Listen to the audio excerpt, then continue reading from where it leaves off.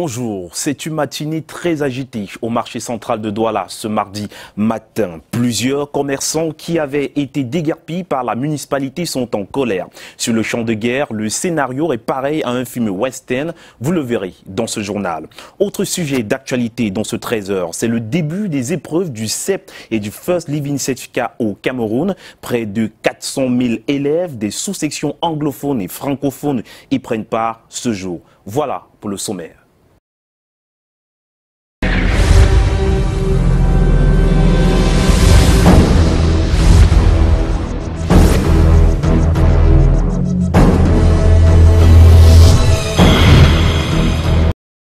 Bienvenue à tous. Ouvrons ce journal avec notre chiffre du jour qui est 9. Ce chiffre, c'est le nombre de suspects déjà interpellés dans l'affaire Mida au Cameroun. Concernant cette affaire d'arnaque, le gouvernement camerounais, par la voix du ministre de la Communication, a fait savoir que plus de 18 milliards de francs CFA est là le total de fonds collectés par la Mida aux différents souscripteurs. Rappelons que 5 autres suspects sont toujours recherchés.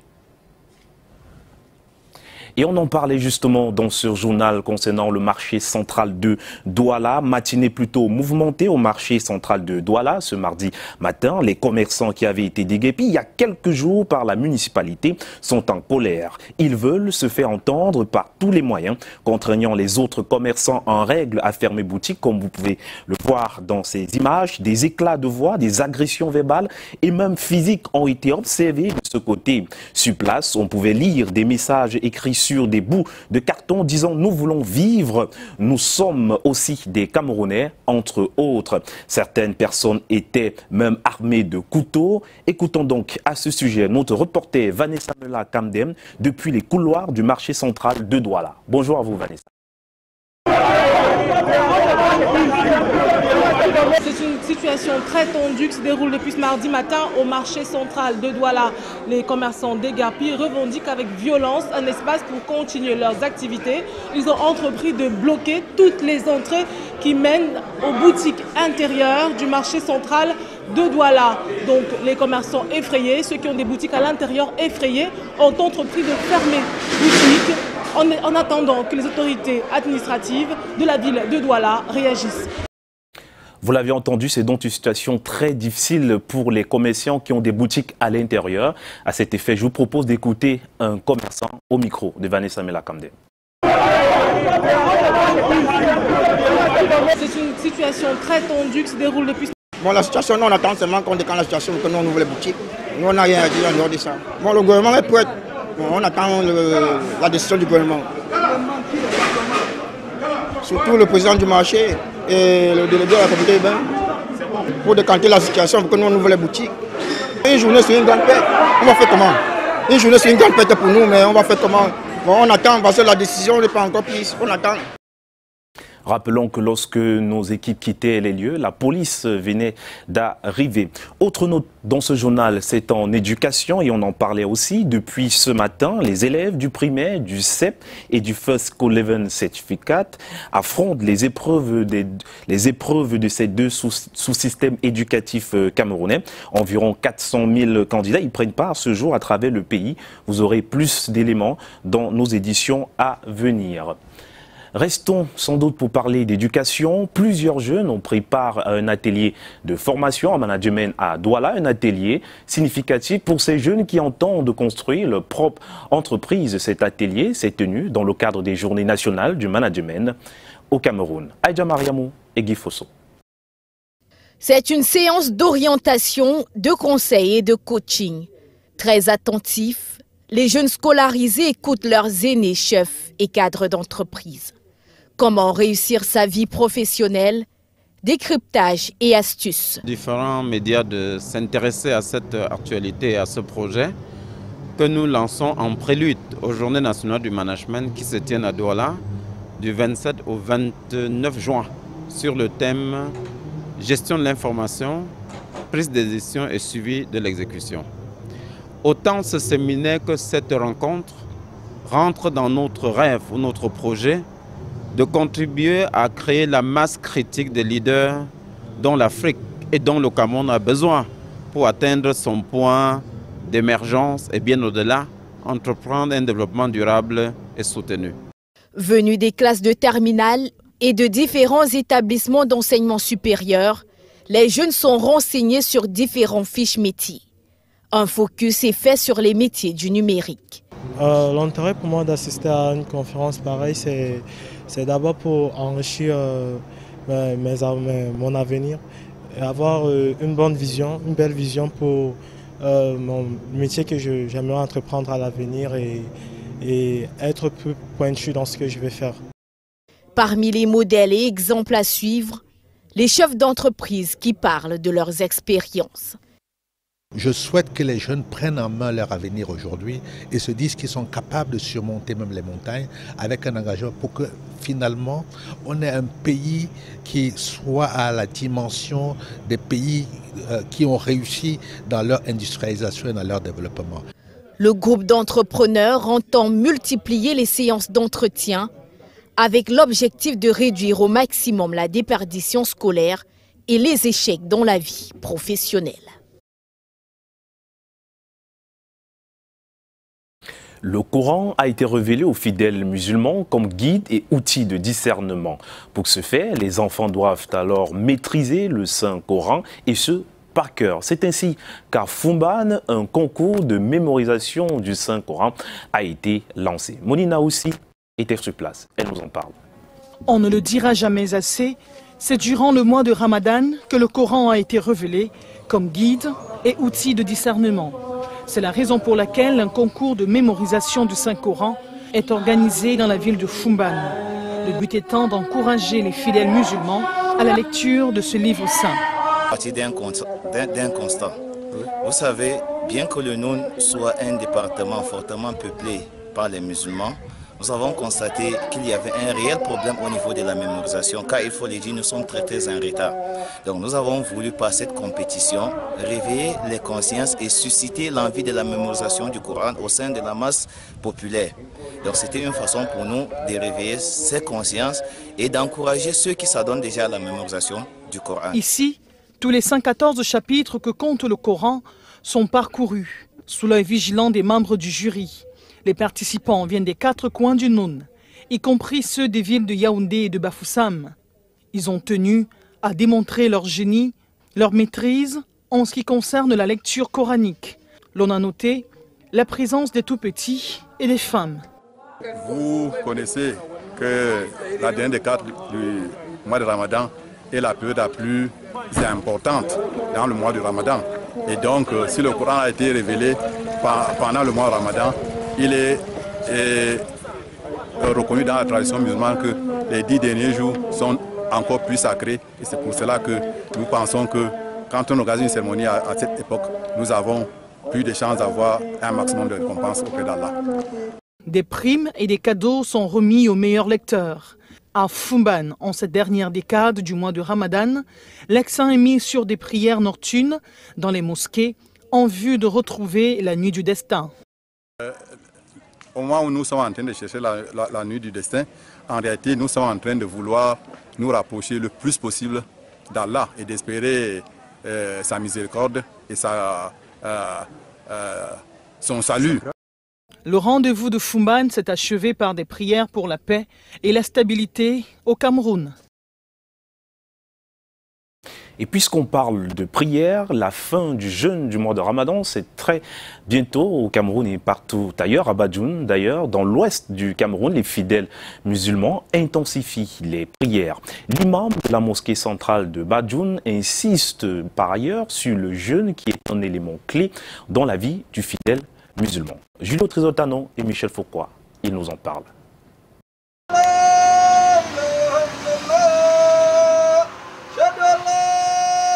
C'est bientôt la fin du mois de jeûne de Ramadan et les fidèles musulmans ne lâchent pas prise. Ici à la mosquée centrale de Badjoun, dans la région de l'Ouest Cameroun, les prières se multiplient. Un musulman doit jeûner parce que Dieu a dit qu'il faut que tu te purifies toi-même. C'est pour laver d'abord le péché de ce que tu as fait dans l'année et en plus laver ton sang. Parce que quand un musulman jeûne, le jeûne du Ramadan a fini, un musulman est solide. C'est un moment de privation intense où le corps est mis à l'épreuve. Pour tenir, il faut assez d'énergie. 2 repas sont recommandés, celui de 5 h du matin et celui qui sert à casser le jeûne à 18 h. On casse le jeûne à 18h30. On fait le mangarip. Après le mangarip, on mange parce que le mangarip, c'est à 18h30 qu'on fait. Donc après, on mange même un peu pour aller faire le prière des chats à 19h10. C'est en famille que Madame Sali fait son soumaï, c'est-à-dire rupture de jeûne. Il vit au quartier Katsala à Banjoun, un peu loin de la mosquée. Il attend énormément d'Allah après ce sacrifice. Quand tu es vraiment un vrai croyant, tu vas jeûner. Tu es obligé de jeûner, de faire le jeûne de Ramadan. Ça va t'apporter la bénédiction d'Allah. C'est Allah qui nous paye sur ces jeûnes. On jeûne parce qu'il a dit que celui qui jeûne, Dieu lui paye. Il a la bénédiction. Les fidèles musulmans sont presque à la fin et ces derniers jours consistent à la recherche de la nuit du destin. Je vous propose de poursuivre le trésor à Yaoundé. On va donc s'y rendre tout de suite pour retrouver Delphine Fonkoutene. Bon après-midi à vous Delphine. Bon après-midi, mesdames, messieurs, bon après-midi. Les candidats au certificat d'études primaires sont face à leur destin depuis ce matin sur l'ensemble du territoire national. Du côté du sous-centre de l'école publique d'Abomban, dans le Oignon, région du centre, plusieurs candidats sont arrivés tôt ce matin accompagnés de leurs parents. Après la prière, ceux-ci ont rejoint les salles de classe pour le début des épreuves. Je vous propose d'écouter le chef de ce sous-centre qui nous livre ici les premières ambiances de ce premier jour des examens. Il est au micro de Canal 2 International. Pour le moment, il n'y a pas d'incident et que la journée augure de bons moments pour que les candidats puissent composer dans de bonnes conditions. Nous n'avons vraiment pas à nous plaindre à partir de cet instant parce que tout se passe dans les règles de l'art. Voilà ce que nous pouvons dire à partir de cette première journée du CEP ici dans le sous-centre à Bombambé. Nous y reviendrons amplement au journal de 19h50. Le temps pour nous de parler autre chose. Le Cercle des Amis du Cameroun, au chevet des populations de Yingui, dans le Bas-Mekim, région du littoral. Le CERAC vient de leur remettre un important don de matériel médical et réhabiliter le centre médical de cet arrondissement. Objectif, améliorer la qualité de prise en charge des malades de cette partie du pays. Plus d'informations avec Karel Meza-Tchachoya et Serge Alonzibou. L'élan de cœur de la première dame du Cameroun, Chantal Biya, présidente fondatrice du Cercle des Amis du Cameroun, s'est une fois de plus manifesté à Yingui, localité située dans le département d'Unkam, région du littoral. Ceci à travers cet important don en matériel médicaux. En plus du matériel et des médicaments, les membres de cette association caritative ont complètement remis à neuf le centre médical de cet arrondissement qui tombait en ruine. La pharmacie et l'économa, le bloc opératoire, le logement d'astreinte du médecin-chef, le château d'eau entièrement rénové. De quoi améliorer la qualité de prise en charge des populations de cet arrondissement et des localités voisines. Les mots nous manquent pour vous exprimer notre gratitude. Dorénavant, nous avons un hôpital flambant neuf comme on en trouve à Yaoundé ou à Douala. Une bouffée d'oxygène pour les bénéficiaires, tout comme pour le personnel de cet hôpital créé en 1960, qui va désormais travailler dans de bonnes conditions. D'où ces mots de remerciement à l'endroit de l'ambassadrice de bonne volonté de l'UNESCO, ambassadrice spéciale de l'ONU-SIDA. Désormais, les populations n'auront plus besoin de faire des centaines de kilomètres dans des conditions difficiles pour faire des examens ou se procurer des médicaments essentiels comme il y a quelques mois. Nous disons encore merci au CERAC. Transmettez à notre première dame, au cœur en or, la gratitude des populations de Yingui et leur soutien inconditionnel à ses œuvres et à celle de son époux, son Excellence Paul Biya, notre illustre chef de l'État, pour toutes ces grandes réalisations destinées à permettre à notre cher et beau pays d'atteindre l'émergence en 2035. Il est maintenant question pour eux d'en faire bon usage au profit des malades, a dit la représentante personnelle de l'épouse du chef de l'État, Catherine Esso, chef de délégation. C'est la fin d'un vrai cauchemar.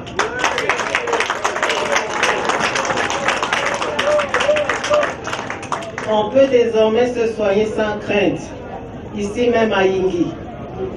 Personne n'aura plus peur pour sa santé et sa vie en venant dans cette formation sanitaire. Le CMA de Yingui a fière allure. Les dynamiques populations de cette contrée peuvent s'estimer soulagées et comblées. C'est pas la première fois que le CERAC marque un temps d'arrêt dans cette partie du pays, la gibecière pleine de cadeaux. 20 ans déjà que ça dure. Occasion pour les personnalités administratives, politiques, traditionnelles et religieuses du littoral d'exprimer toute leur reconnaissance. Les artistes du terroir aussi ont dit merci à leur manière.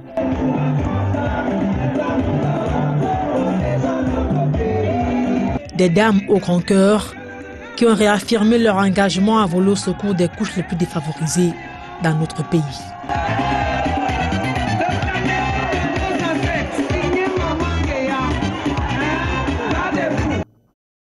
Évolution de l'affaire Mida, le ministre de la Communication fait le point.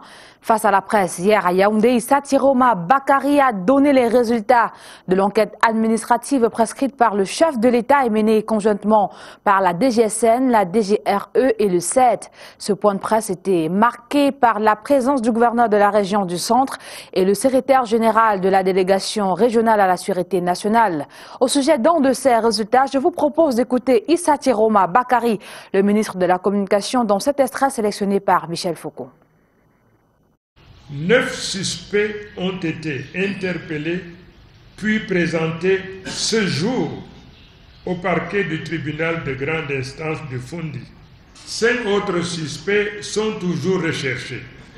Au titre de la 7e et 8e vague de souscription, il a été recensé une somme de 18 milliards 807 millions 425 000 francs CFA collectés, 3 milliards 850 millions 442 275 francs CFA ont été saisis, ce qui fixe le déficit par rapport à la somme collectée à 14 milliards 956 millions 982 725 francs.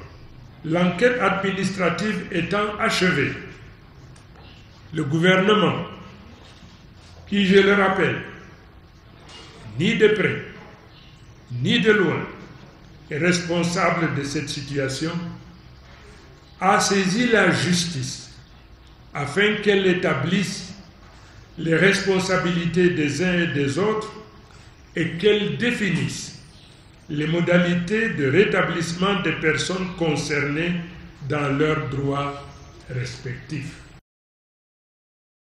Autre information dans l'actualité, le contrôle des armes légères de petit calibre, de leurs munitions est en débat à Yaoundé. Les États de l'Afrique centrale discutent de leur circulation et de la menace à la paix et à la sécurité dans cette partie. Plus d'informations avec Gislan Pierre Essono et Francis Nguemna.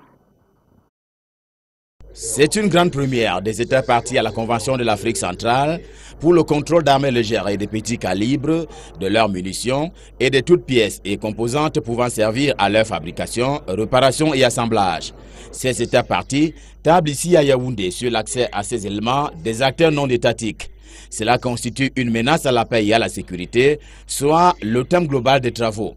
Le postulat est que le traité sur le commerce des armes, tout comme la convention de Kinshasa, sont deux instruments contre la prolifération des dites armes. Mais sur le terrain, on parle de 10 millions qui ont circulé et qui ont fait près de 15 000 victimes, au rang desquelles des morts d'hommes.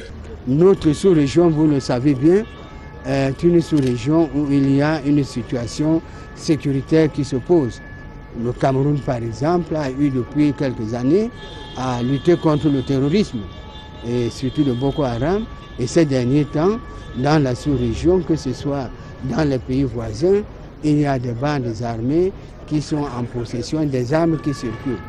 Donc il y a eu une importance pour la sous-région d'attaquer ce problème que les Nations Unies elles-mêmes et l'Union africaine ont caractérisé comme étant une priorité sécuritaire. C'est donc dans ce contexte que les États partis comme le Cameroun ont décidé de reconstituer l'architecture sécuritaire par la mise en place d'un dispositif légal et commun.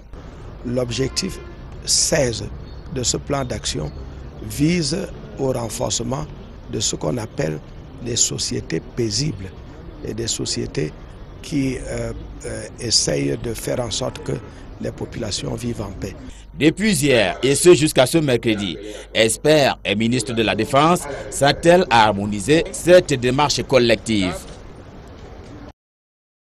En sport, les ouvriers de l'entreprise adjudicataire, de Piscini, responsable de la construction du complexe sportif de Lembe à Yaoundé, sont en colère. Ils l'ont fait savoir ce matin à l'extérieur du site. Ces manifestants réclament des meilleures conditions de travail, l'affiliation à la CNPS, des meilleurs salaires, entre autres. Je vous propose d'ailleurs d'écouter un ouvrier et le directeur général de Piscini au micro d'Alain Gislain Kanga et Constant Kamga. D'abord qu'il y ait un calendrier établi des pays. Bon, nous voulons que la carte santé soit améliorée. Améliorée comment? Parce que c'est seulement le travailleur qui en bénéficie. Les femmes et les enfants n'en bénéficient pas. Donc nous voulons que la carte là soit élargie.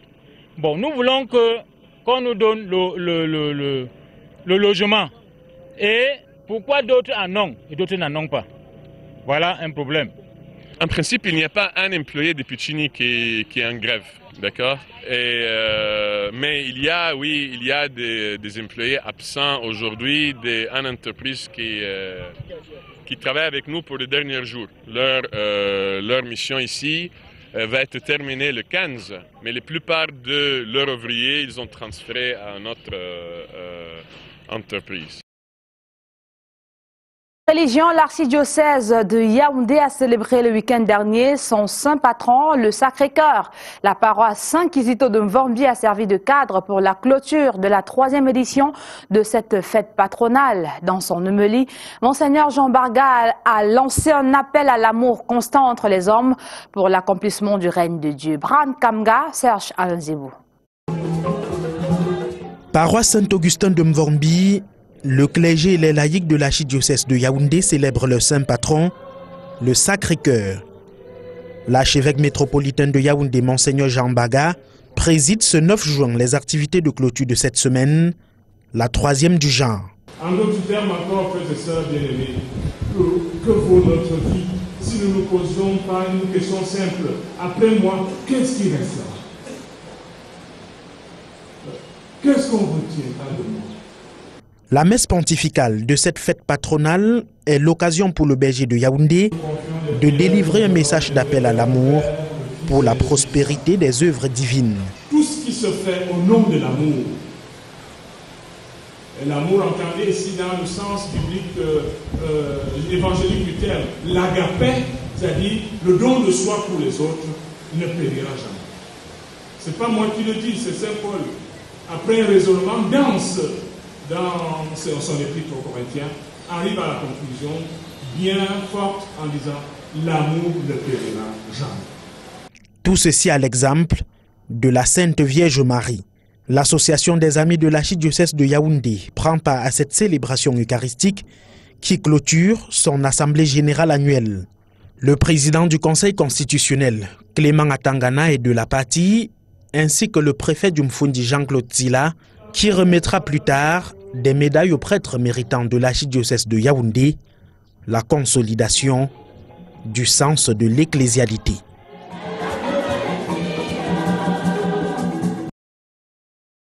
Parlons à présent de la Commission nationale de promotion du bilinguisme et du multiculturalisme actuellement en Suisse. C'est avec vous, Junior Ossin.